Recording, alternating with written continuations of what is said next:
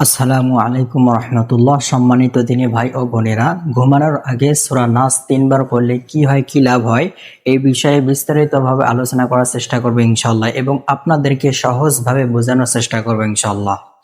তো যারা আপনার এই চ্যানেলে নতুন আছেন তারা অবশ্যই সাবস্ক্রাইব করে পাশে থাকবেন, যাতে করে নতুন নতুন ভিডিওগুলো সবার আগে আপনি পান। এবং যারা আগে থেকে সাবস্ক্রাইব করেছেন তাদেরকে অসংখ্য ধন্যবাদ। সম্মানিত ভাই ও বোনেরা, তো আপনারা এই আমলটা কখন করবেন, কিভাবে করবেন এবং করলে কি লাভ, এই বিষয়ে বিস্তারিতভাবে আলোচনা করবেন ইনশাল্লাহ। ভিডিওটা খুবই ছোট হবে এবং আপনারা সম্পূর্ণ ভিডিওটা দেখবেন, বুঝবেন, এরপরে আমল করবেন ইনশাল্লাহ। তবে আপনাকে একটা কথা মাথায় রাখতে হবে, আপনি যাই করেন না কেন আপনাকে সর্বপ্রথম নিয়াতটা ঠিক রাখতে হবে। আল্লাহ রাসূল সাল্লাল্লাহু আলাইহি সাল্লাম বলেন, ইন্নামাল আমালু বিন্নিয়াত, সমস্ত কাজ নিয়তের উপর নির্ভর করে। এর জন্য আপনার নিয়তটা সহি করতে হবে।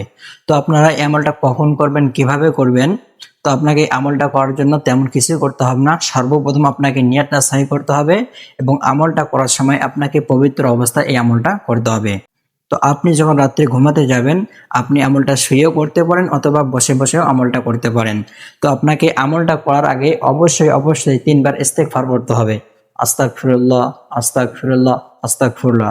এরপরে আপনাকে দরুদ শরীফ পড়তে হবে, অর্থাৎ দরুদে ইব্রাহিম, যেই দরুদ শরীফ আমরা নামাজের মধ্যে পড়ি, এই দরুদ শরীফ আপনাকে 3 বার পড়তে হবে।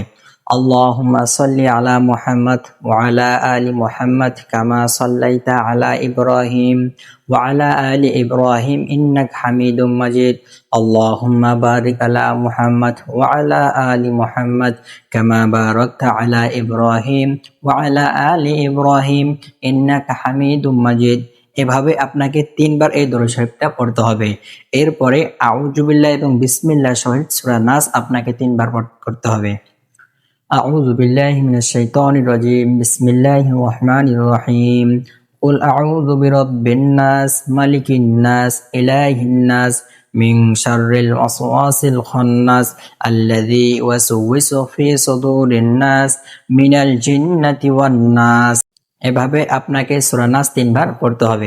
তো আমি আপনাকে যেভাবে বললাম এভাবে যদি আপনি আমলটা করতে পারেন, তাহলে আমলটা করলে কি হবে, অনেক সময় আপনি রাত্রে ঘুমাইলে খারাপ স্বপ্ন দেখেন, অথবা রাত্রে ভয়ঙ্কর কিছু দেখেন, রাতে একা একা কথা বলতে থাকেন, অথবা একা একা চিল্লাইতে থাকেন, এই খারাপ স্বপ্নগুলো থেকে বিরত থাকবেন ইনশাল্লাহ।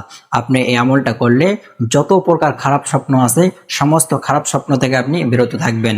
তো আপনি যদি এই আমলটা করতে চান তাহলে অবশ্যই কমেন্ট করে জানাবেন। আমি বিশেষভাবে আপনার জন্য দোয়া করব, আল্লাহ রাব্বুল আলামিন যেন আপনাকে সমস্ত বিপদ আপদ থেকে দূরে রাখে ইনশাল্লাহ।